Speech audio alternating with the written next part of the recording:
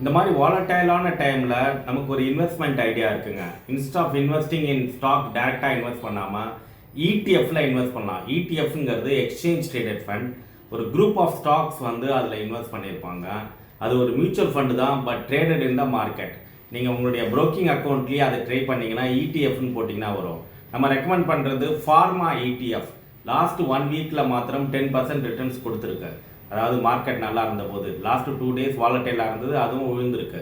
But pharma ETF another 3 to 6 மந்த்ஸுக்கு நல்ல ரிட்டர்னை கொடுக்கறதுக்கு வாய்ப்புகள் இருக்குது. ஏன்னா ட்ரம்ப்போட exchange related problem, tariff related problem வரும்போது அந்த ஃபார்மாலாம் ஹிட் ஆனாங்க.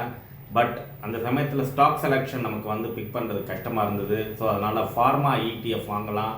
லாஸ்ட் 1 வீக்கில் 10% ரிட்டர்ன்ஸ் கொடுத்துருக்கு. இன்னும் கொஞ்சம் கூட நிறையா ரிட்டர்ன்ஸ் கொடுக்கறதுக்கு வாய்ப்புகள் இருக்குது.